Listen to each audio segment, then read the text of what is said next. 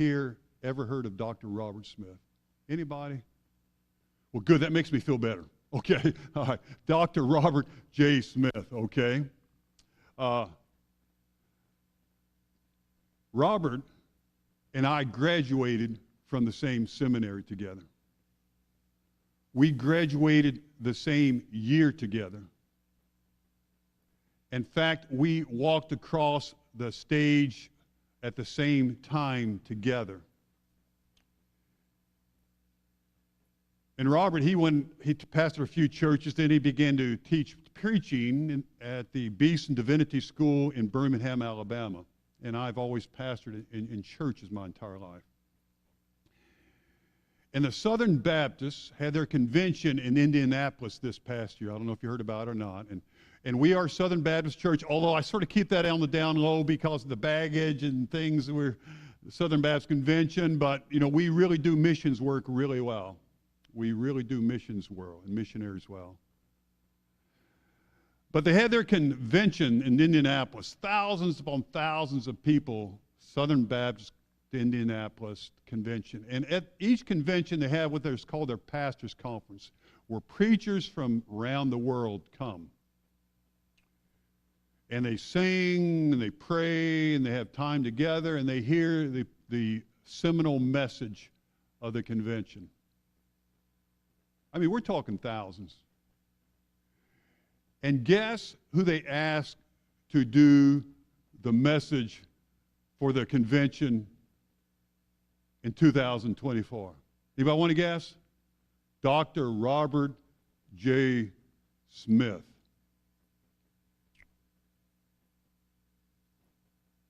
Robert was my classmate.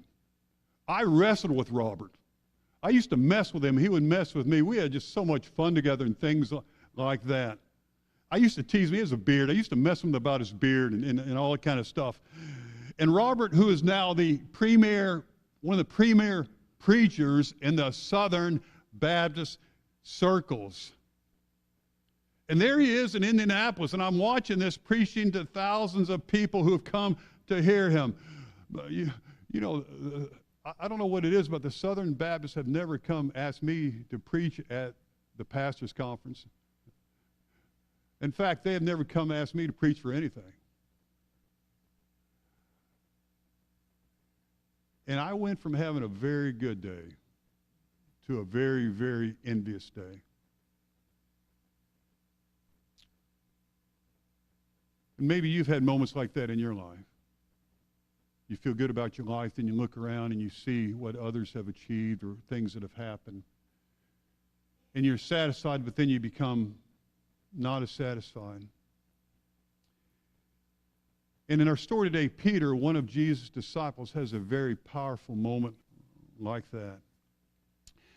Jesus has been crucified and resurrected. He has appeared to disciples multiple times. In our story today, it's an early morning, and Jesus is on the shore of the Sea of Galilee where his disciples have been fishing all night. The Sea of Galilee where Jesus and his disciples will have breakfast one last time together. The Sea of Galilee where Jesus will talk to them one final time, the very last time, about what it means to follow him.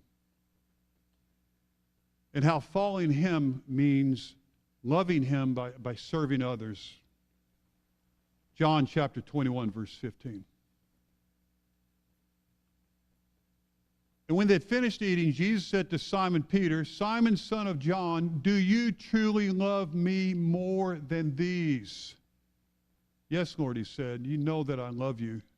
Jesus said, "Feed my lambs." And again, Jesus said, "Simon, son of John, do you truly love me?" He answered, "Yes, Lord, you know that I love you."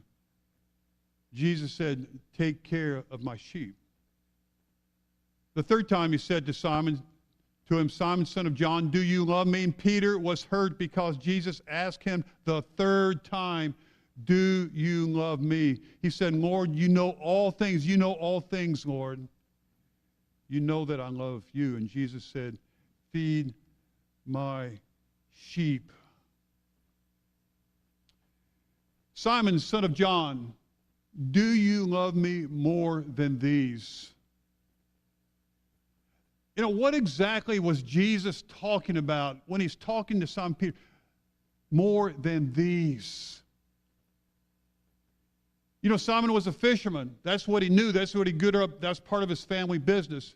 And maybe Jesus, as they're on the shore there and they just come in from the night and catching fish and they're having breakfast fish, maybe Jesus is standing there waving his arm over the boat towards the nets to catch a fish on the ground. And he's looking at Peter and is pointing out all these things. And he says to Peter, Peter, do you love me more than the career that was yours? Do you love me more than the boats that your family has owned? Do you love me more than the life you have known and the reasonable comfort that it will provide for you? Simon, son of John, are you ready to give up all these things so that you can follow me? Simon, son of John, do you love me more than these? Or maybe it wasn't the boat or the fish or the nets or the career. Maybe Jesus was pointing to the other disciples there in the group that were there with him as well. Peter, do you love me more than the other disciples? Gently helping Peter remember back to the night before Jesus was crucified as he's with his disciples. And Peter said, Jesus, even if everyone else falls away, I will never leave you nor forsake you. But then Peter's courage failed and he ran.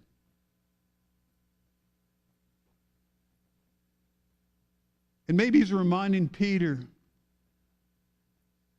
of that night. He says, Simon, son of John, do you truly love me more than these? And Peter said to him, yes, Lord, you know that I love you.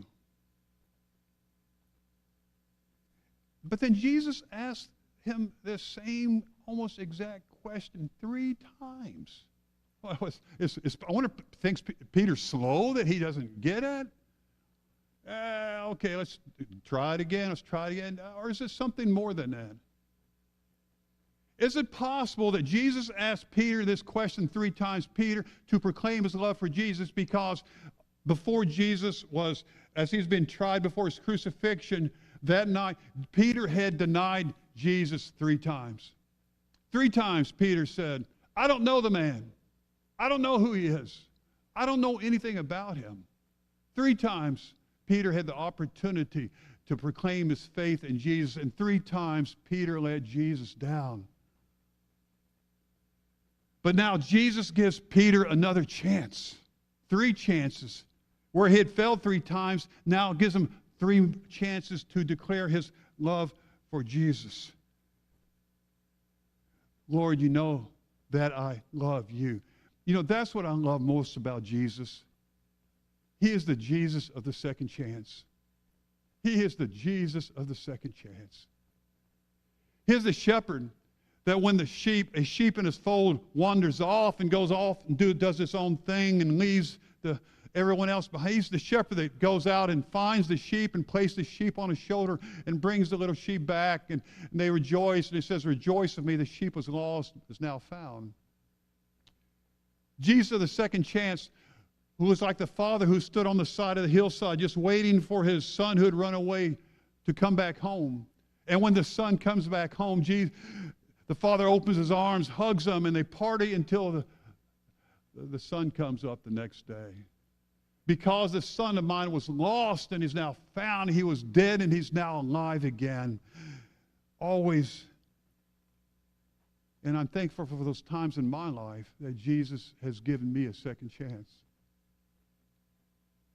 And has always had his arms open to me and welcomed me back to him.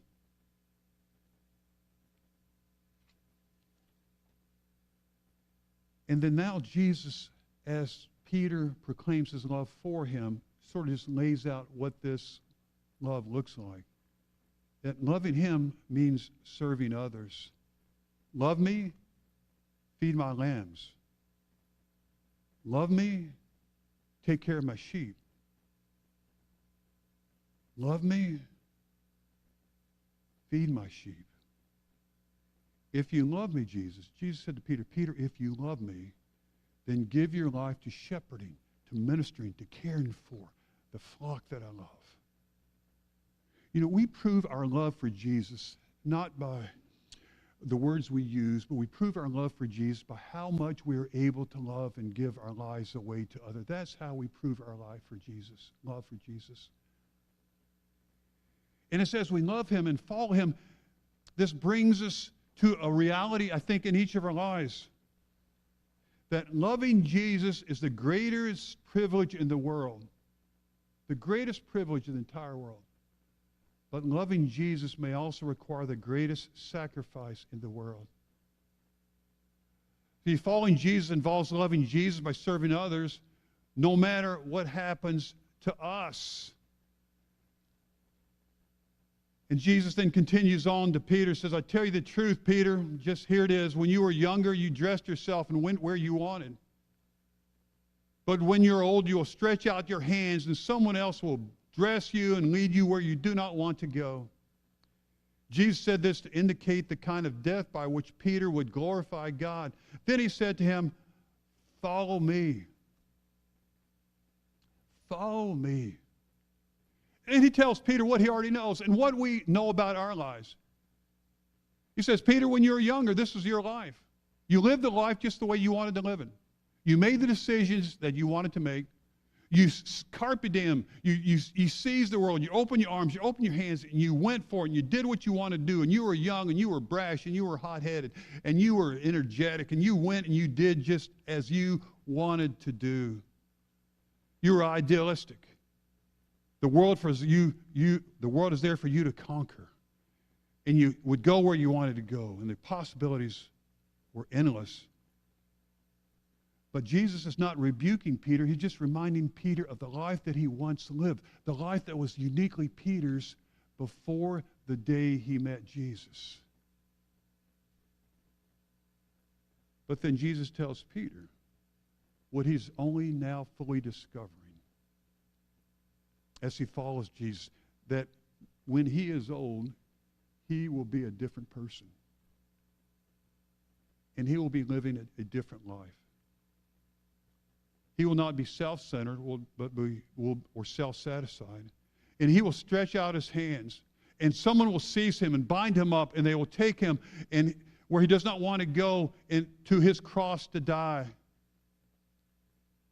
And Jesus is just laying out the contrast between the person Peter was and the person that he would become as he follows Jesus. And it's the same story in our lives. That we were different before we began to follow Jesus. We were different persons, but as we follow Jesus and Jesus changes us, he makes us more like himself. Our hearts change, our motivations change, our lives change. And we move from self-centered to the other-centeredness. We move from it's all about us to all about everyone else. And the reality is that love always involves sacrifice. Always. You cannot love without being willing to sacrifice for another person. And the greater our love, the more willing we are to sacrifice. And he's telling Peter that following him would require the greatest sacrifice of all. That his sole purpose will be to serve others with his life. And Jesus said this to indicate the kind of death by which Peter would die to glorify God. Are you feeling the rub of these words? Peter is finding out that if he makes the decision to follow Jesus, it would cost him his life.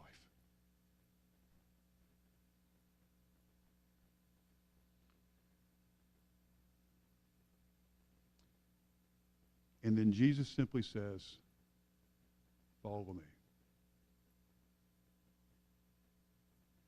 It's the same thing Jesus does with each and every person. He just comes to them.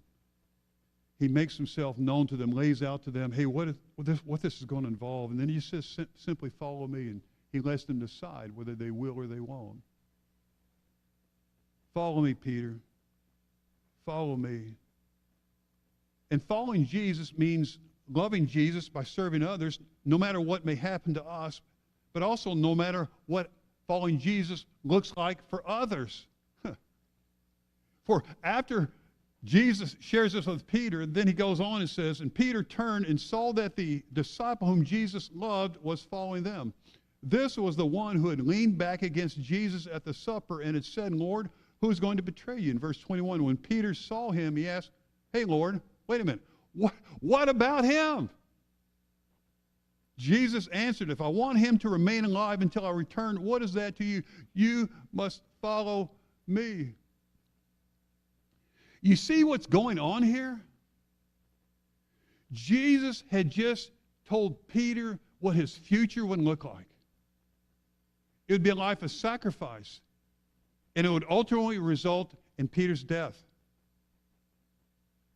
Peter would never know what it was like to go home at night to his loving wife. Peter would never know what it was like to come home in the evening and be able to sleep in his own bed. He would never know what it would be to retire to a life of ease and comfort and kick back and where you see the grandkids every other weekend.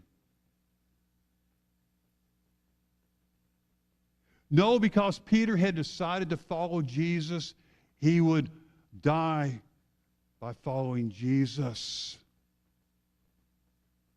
And this is hard. This is, oh, what do I do with this? So he looks around and says, wait a minute. This is going to be my future. What about him? What about this other disciple? Who's John? Who wrote this book we're reading in today? John, what about him, Jesus? Can you blame Peter? Would we have not asked the same question? If we, in our prayer time, in our quiet, as we seek God's will for our lives, Jesus reveals to us that, okay, your life to follow me will mean that you'll have to leave your community, your friends, your career, no income, have to sacrifice everything you got to follow me. And as you follow me, then one day you're going to die.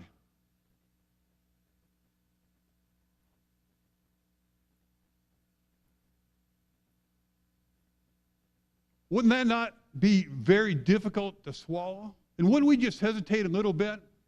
But then what about after we've had that time of prayer and Jesus has revealed this to us that this would be our life, then we're going along and we see a friend of ours who is also following Jesus, but we notice that, wait a minute, their life is pretty easy. Their life is pretty good. They've got, man, it's everything going with them.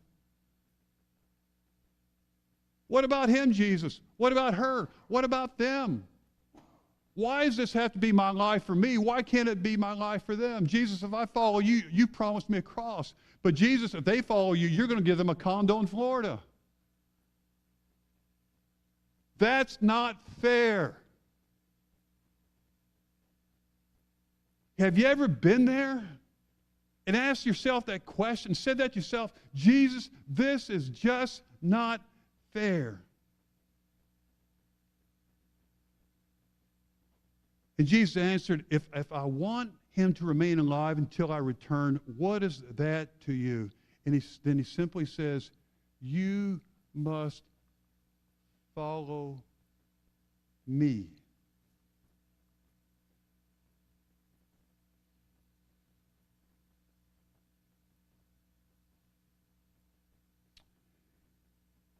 His future is going to be different than your future is, Peter. His life may be easier, her life may be harder than your life, Peter. But that's not your concern. That's not your problem. The only thing you have to do is follow me and then do what you've been created to do, what I'm asking you to do. If you do that, then you will have followed me the way I need you to follow me, and you will have made a difference in the world I need you to make.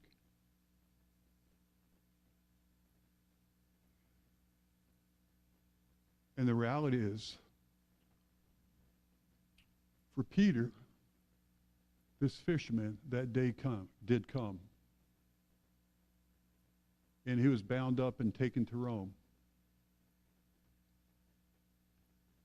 And they had a cross waiting for him there.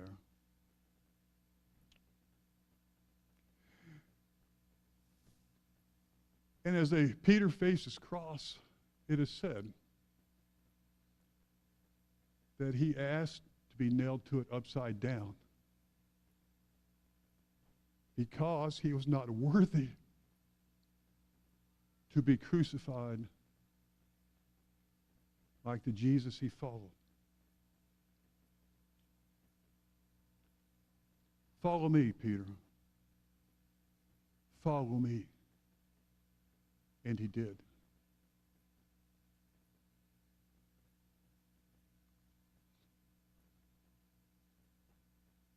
And the same thing he said to Peter, Jesus says to us.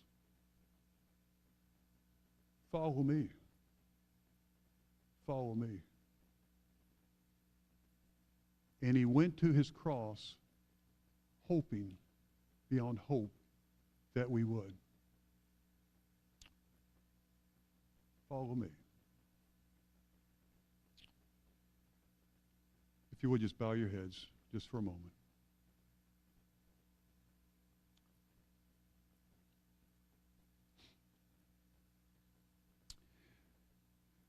Dear God, we've gone through this entire series.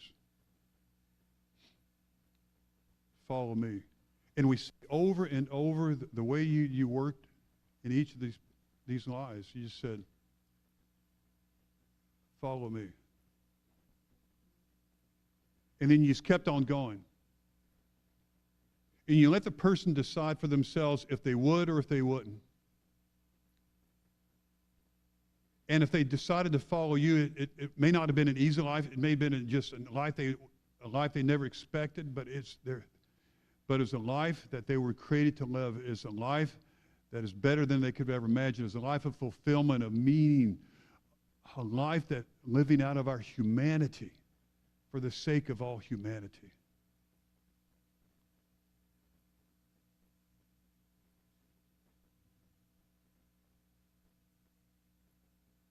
Follow me, Peter.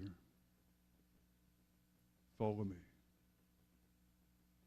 And the way we begin to follow Jesus is just like sort of what happened with Peter. We confess the sins of our past, the person we were, the life we lived, the brokenness that was ours. Just confess the sins of our past.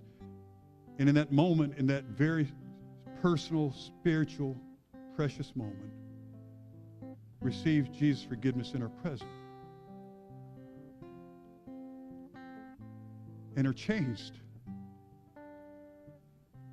And are cleansed. And are made different. And then we say, Jesus, take my life to live for you in my future. Take my life to live for you for the rest of my life. Take my life, Jesus, and use it. Help me to be a help, encouragement. Help me to love others, feeding the sheep, taking care of the lambs, loving the people you love, sacrificing my life, giving it all away. And one day you have your arms open. And because we followed you, you'll be there waiting and say, welcome home. Welcome home. I've been waiting for you. Good to see you. Let's party. Let's sing. Let's rejoice. Dear God, help us to follow you the way you want us to follow you. Man. And let us never look back. Let us never look back. And all God's people said, amen. Amen. As you're able with me, stand as we finish our time and sing, I believe. I believe.